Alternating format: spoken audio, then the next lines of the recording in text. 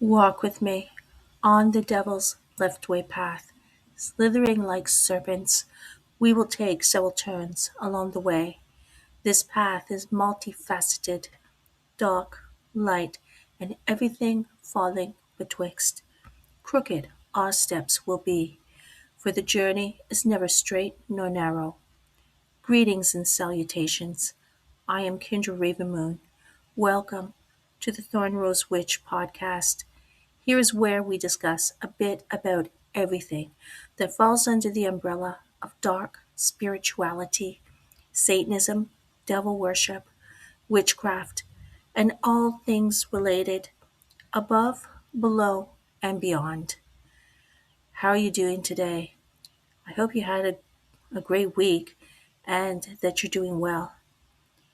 Before we begin today's topic, I want to address those who are either born with certain illnesses or who are incapable for other reasons to draw blood from their person or who are unable to stomach the notion. I know of two who were born with hemophilia, where if even a small cut, they won't stop bleeding and have to be rushed to the hospital. In such cases, and this also goes for any of us, dragon's blood resin is the best alternative for real blood when using it for magical purposes or magical workings. Not only for its color, but for the fact that dragon's blood empowers all magical workings and rituals.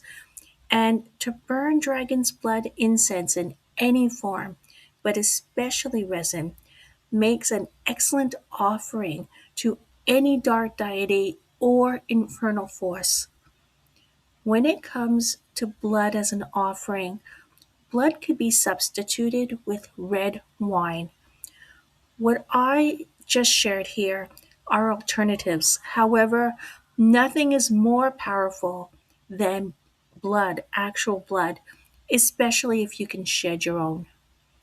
Now, trigger warning for YouTube's sake and for concern of whoever might stumble upon this channel and who aren't used to me by now. Due to the content shared on today's topic, it might not be suitable for some, and I'll leave it at that. Now, let's get more into it. Blood is life force. It has been recognized as such since the beginning of humankind. The rite of spilling blood in rituals, as with a sacrificial killing of either human or animal, has been considered an act of pure devotion to one's gods. Some believed that if the gods were appeased by sacrifice, a specific purpose would be carried out. The ancient pagans, particularly the Celts, included human blood sacrifice in their rituals. The Druids were notorious for conducting such human sacrifices.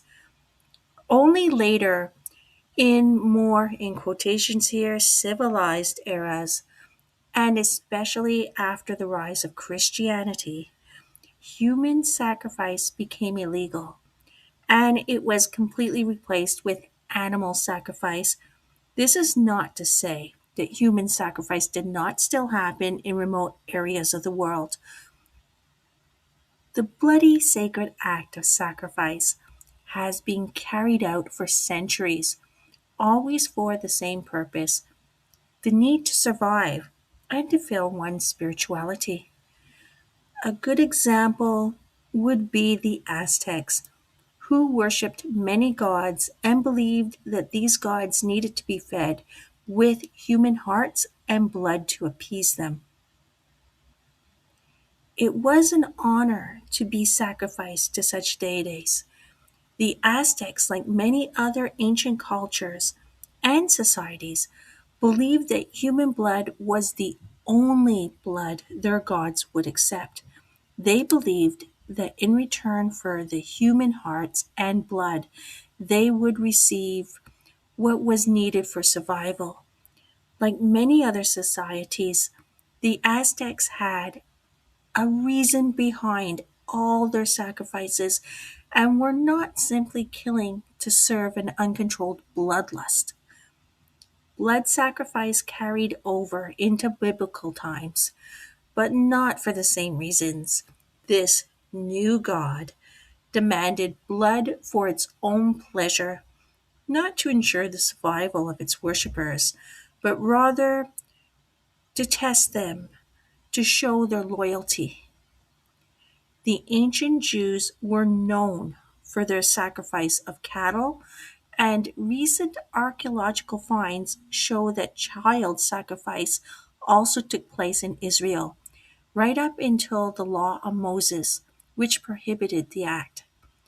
There is no denying that blood sacrifice is historically a global spiritual action with various reasons and religious beliefs to back its purpose. Blood sacrifice has been found to have taken place in such places as the Pacific, the pre Columbian Americas, South America, India, China, Tibet, Europe, the ancient Near East, and of course Africa, not excluded from the major top ruling three religions of this day: Judaism, Christianity, and Islam. Most famous for their ritual human blood sacrifices, though, are the Aztecs, Mayans, and Celts. There is also frequent mention of blood sacrifice amongst, of course, the ancient Greeks and Romans. It is safe to say that most cultures have had a history of making use of human ritual sacrifice at some point in time. And I say most, if not all, I should add to that. In today's world, blood sacrifice still takes place in remote corners, as well as some not so remote places. Examples of this would be animal sacrifice practiced in the ever growing religions of Santeria and Voodoo.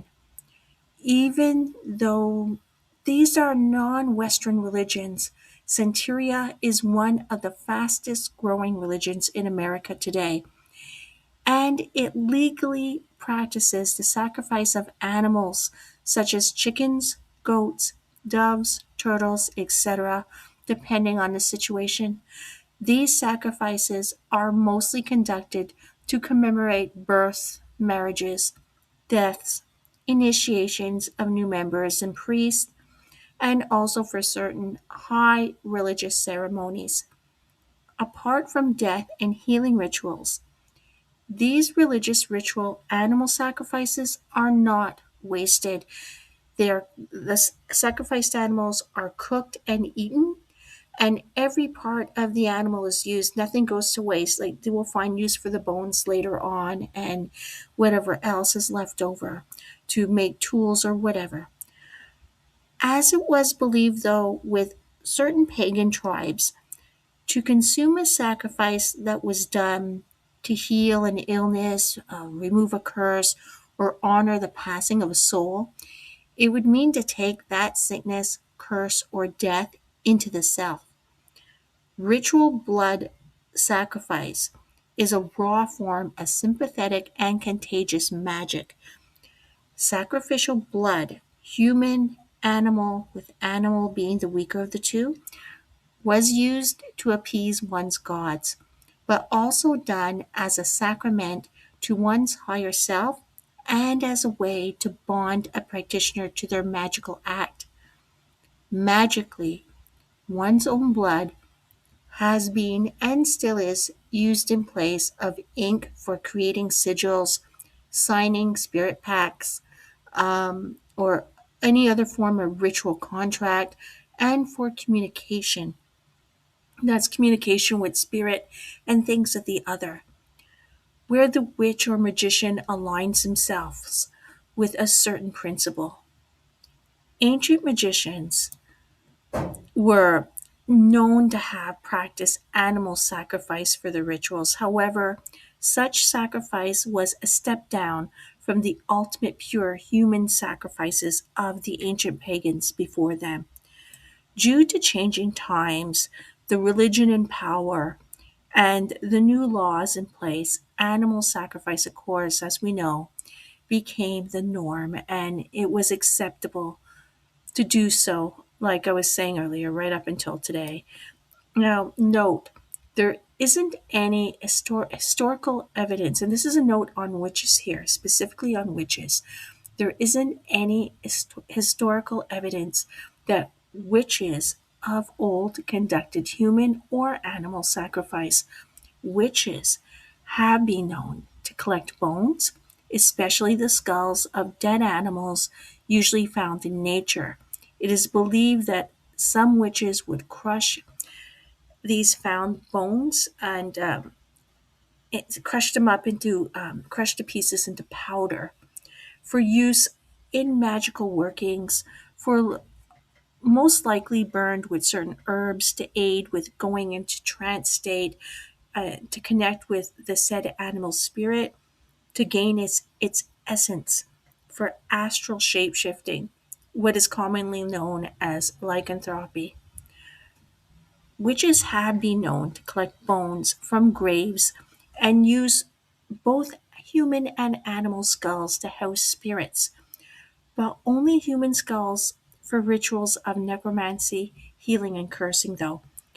And I did speak a bit about this and went into more detail on bones in last week's episode on bones. Now, blood sacrifice and witchcraft specifically, witches should understand the reasoning behind blood offerings and ritual killings of the past and respect such practices held by varying old cultures and peoples even to this day. Modern dark witches are proud of the fact that as practitioners of dark witchery, they are universal and do not hold to such cultural or ancestral trappings. Most practitioners of dark witchcraft, that's modern dark witchcraft, do not consider themselves to be pagans, and that is modern pagans, nor do they try to reconstruct the past as some modern pagan groups do today. In general, modern witches have progressed past such primitive thinking and have found through experience that killing another, be it human or non human animal, is not necessary. The blood taken from another outside from the self does not hold the practitioner's principle nor the emotion within their heart and true will's desire. To the practitioner of dark witchery, outside blood would be the weakest form of power. It could also be most dangerous, the most dangerous type of energy to bring into one's magic. In the case of animal sacrifice, we know all this would bring into one's magical purpose is the animal's fear, trauma, confusion, and struggle. This certainly is not a worthy offering to give to one's gods either. At least when human sacrifice was common and legal, the human in question either was a willing participant, knowing the blood from their death would appease the gods, or lend power to a ritual working to help their community in some way. Or even if the human in question wasn't a willing participant to be the sacrifice, at least their mental energy put forth was in knowing what their death is for, the cause of the purpose of their sacrifice, even if they didn't like that they were the one to be the sacrificial victim. Animals don't have a clue what's going on, why they're being killed. All they project is fear and confusion, and this chaotic memory stays in the blood they leave behind. Today, most witches are intelligent enough to know that all one needs is a few drops, or even just one drop, depending on the situation, of their own blood to make the ultimate blood sacrifice, or even to feed spirit familiars. Your blood holds your DNA. which holds your life essence and therefore carries your intention within it without any words even needed to direct it. Dark witches realize that the only sacrifice worthy of the, in quotations here, witch gods is self sacrifice. Your time is the ultimate energy to forge a personal connection with one's gods. But when it comes to using blood, allowing your blood to flow, offering this to your rituals or to your gods is strongest in true devotion and is purely a powerful act.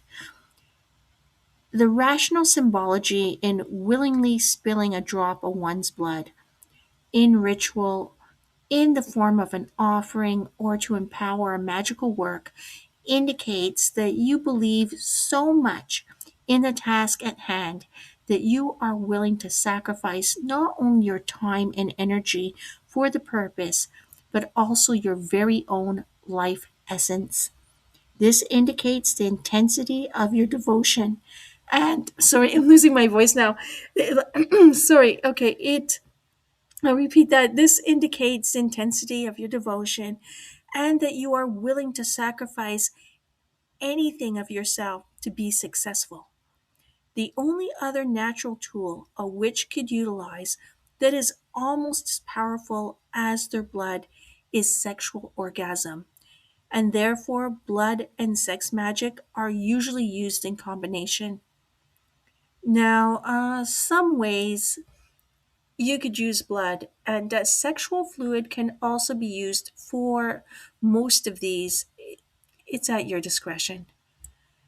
You could use blood to enhance the power of spellcraft, to host or feed a minor spirit, lower spirit, like a minor spirit, lower spirit, um, for signing or sealing a pact or oath, for offerings and libations.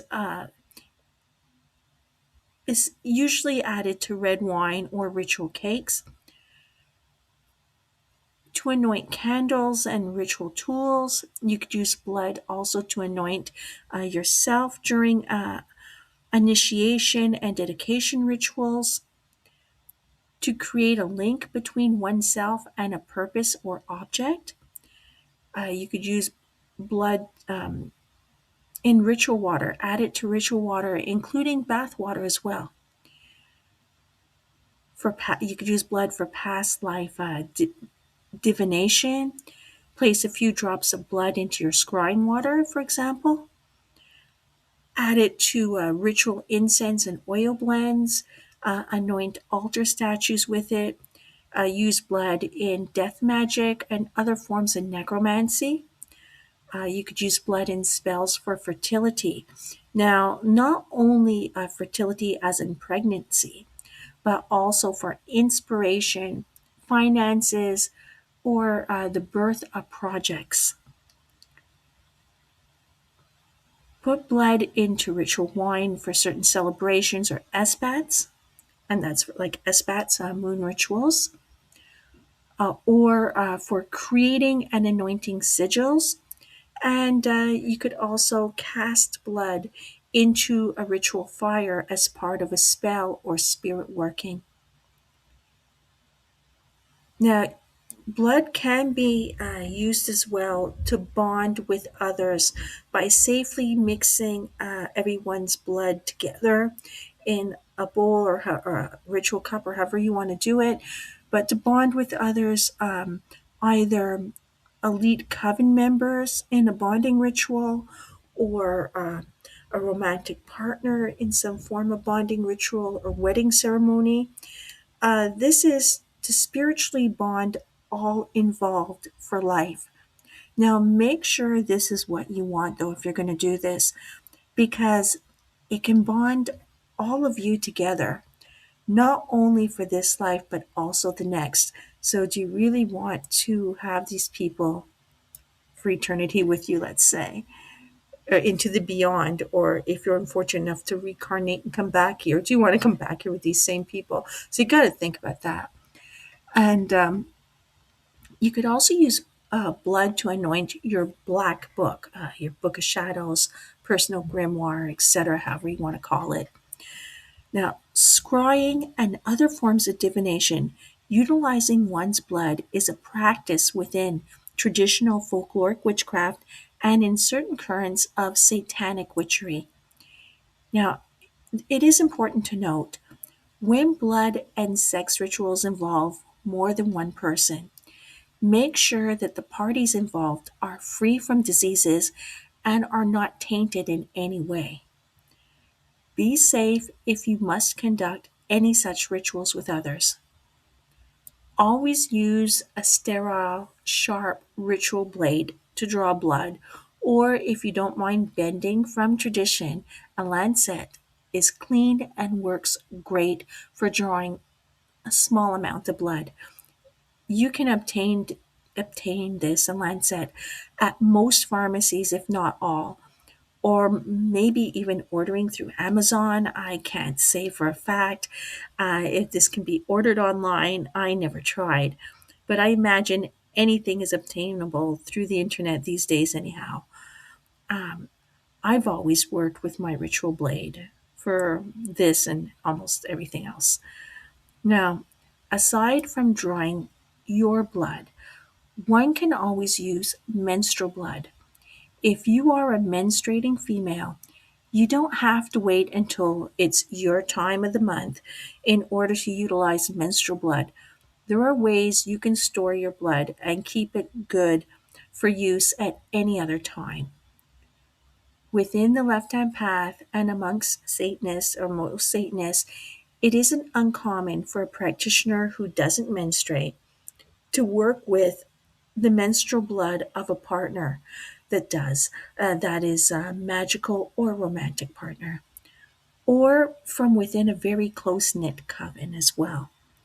Now, fun fact, the first edition of the second book I ever published back in 2010, Natural Satanic Witchcraft, was the first contemporary book on witchcraft and Satanism that brought the use and power of menstrual blood in magic to the table and elaborated in great detail on the subject as well.